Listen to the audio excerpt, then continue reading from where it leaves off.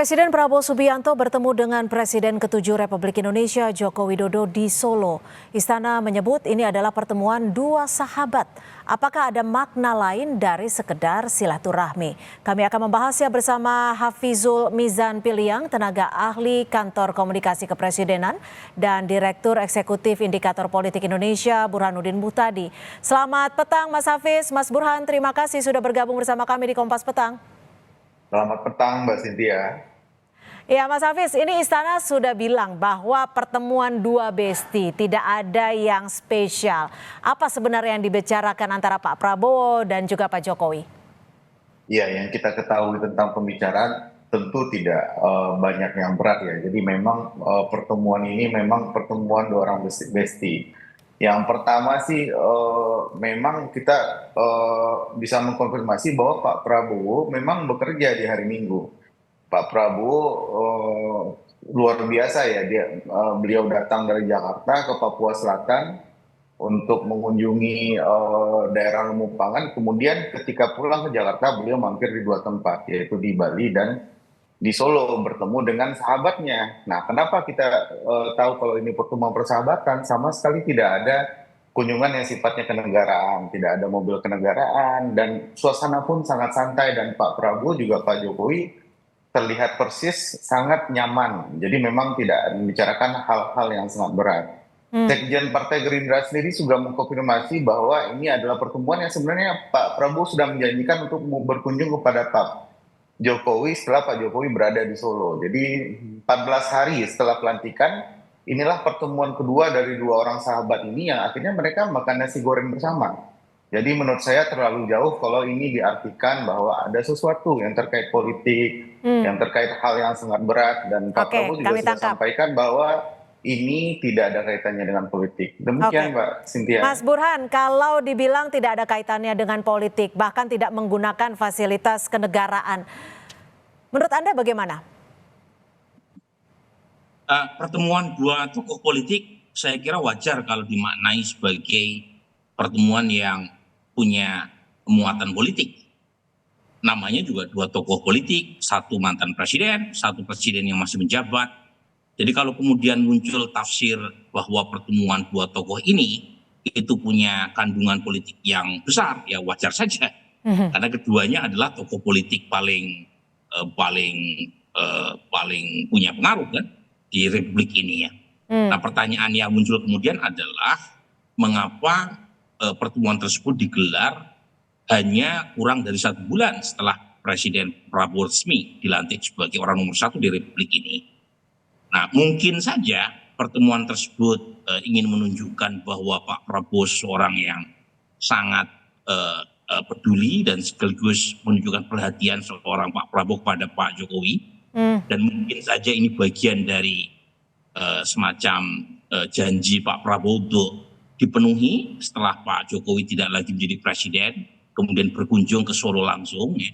Tetapi mengasumsikan pertemuan 1,5 jam antara kedua tokoh ini tanpa membicarakan persoalan politik, menurut saya juga terlalu naif. Ya, bisa saja ada pembicaraan politik di luar dari pertemuan nostalgia antara dua tokoh ini. Tapi Mas Burhan, ini kan pertemuannya dilakukan di tengah pilkada yang sedang berlangsung. Menurut Anda ada kaitannya tidak dengan itu? Ya, lagi-lagi saya bukan orang ketiga di dalam pertemuan itu ya. Jadi mungkin saja spekulasi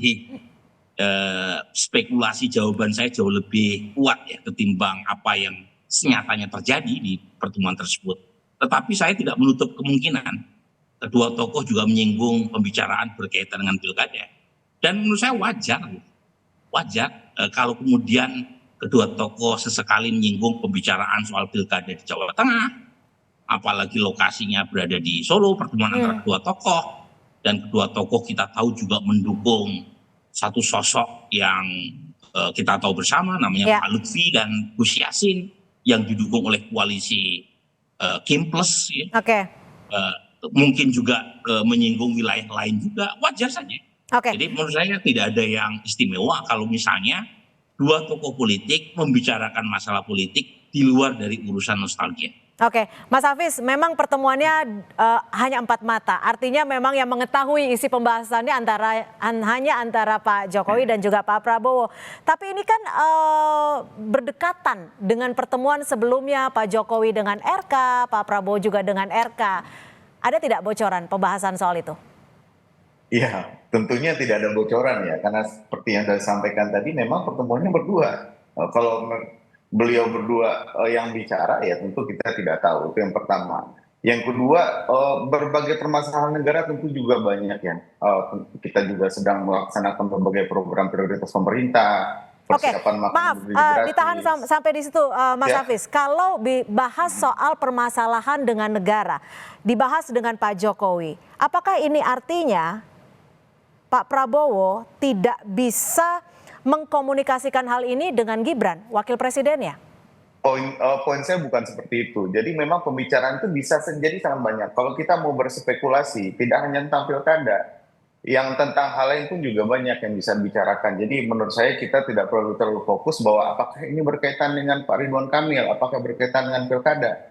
Banyak hal yang mungkin saja dibicarakan oleh Pak Prabowo dan Pak Jokowi. Jadi menurut saya yang paling lebih penting adalah kita bersyukur hari ini bahwa Presiden ke-8, Presiden Prabowo, dan Presiden sebelumnya, Presiden Jokowi, itu adalah sahabat karib. Akhirnya artinya ada cerita yang bisa dibagi, ada curhat yang bisa disampaikan, dan ada saling peduli, saling memberikan nasihat. Itu hal yang baik untuk kita, dan menurut saya terlalu jauh kalau kita mengemas pertemuan dari dua orang sahabat ini, kita kemas hanya dalam bentuk sebuah, oh ini terkait dengan pilkada, ini terkait dengan hal-hal yang terkait dengan politik praktis. Begitu banyak hal strategis di negara ini, dan itu sangat mungkin dibicarakan oleh dua orang pemimpin besar di negara kita. Mas Burhan, kalau Anda melihatnya pembicaraan ini hanya sekedar duo bestika atau memang pembahasan Pak Jokowi dengan Pak Prabowo tidak sekedar hanya itu, tapi juga memang karena ada hal-hal strategis, ada hal-hal politik yang tidak bisa dibicarakan dengan wapresnya gitu? Begini Cynthia, itu pertanyaan Cynthia atau spekulasi yang muncul itu terlalu hipotetik ya. Tetapi yang pasti dengan adanya dua pertemuan tokoh ini, itu membantah spekulasi bahwa hubungannya merenggang setelah Pak Jokowi tidak lagi menjadi presiden. Itu yang pasti. Kalau soal apakah ada pembicaraan berkaitan dengan isu-isu kekuasaan, itu semua spekulasi. Tetapi pertemuan itu tidak mungkin terjadi kalau hubungan keduanya tidak baik, kan begitu. Jadi dengan adanya pertemuan tersebut, itu artinya membantah banyak spekulasi juga yang sebelumnya beredar bahwa Pak Jokowi tidak lagi mendapat tempat di hati Pak Prabowo setelah Pak Jokowi tidak lagi menjadi presiden. Buktinya Pak Prabowo menyempatkan diri datang ke Solo. Dan lagi-lagi kalau kemudian muncul spekulasi seolah-olah Pak Prabowo nanti akan berada di bawah bayang-bayang Pak Jokowi, percaya habis ini Pak Prabowo pasti menemui presiden yang lain. Entah itu Pak SBY, entah jangan-jangan ketemu dengan Ibu Mega. Gitu. Jadi ini lagi-lagi menunjukkan satu sisi bahwa keduanya masih menjalin hubungan yang baik. Yang kedua, menunjukkan kepiawaian Pak Prabowo untuk memainkan politik secara cantik tanpa apakah harus ini artinya juga Pak Prabowo masih butuh Pak Jokowi, Mas Burhan? Nah, lagi-lagi pertanyaan Cynthia spekulatif ya. Tergantung perspektif mana yang kita lihat. Kalau perspektif mereka yang melihat dari sudut pandang kritis atau cenderung kurang positif melihat pertemuan tersebut, itu akan memandangnya seolah-olah Pak Prabowo itu sepenuhnya di bawah sedonya Pak Jokowi. Tetapi kalau melihatnya dari perspektif gelas setengah penuh, mungkin melihatnya bahwa ini satu transisi yang mulus, bahwa presiden yang baru saja diganti tidak kemudian diabaikan tetapi tetap didengar suaranya. Jadi lagi-lagi tergantung perspektifnya mana. Dan menurut saya perspektif itu sangat tergantung oleh posisi politik masing-masing. Bagi yang melihatnya dari sudut pandang oposisi, mungkin pertemuan ini tidak terlalu positif buat mereka. Tapi buat mereka yang memandangnya satu wujud keberlanjutan, pertemuan keduanya bagus. Kalau saya sih coba yang kelihatan saja Cynthia. Ya. Jadi kalau dalam bahasa agama yang zohir saja, karena kalau yang batin kita tidak tahu apa yang terjadi.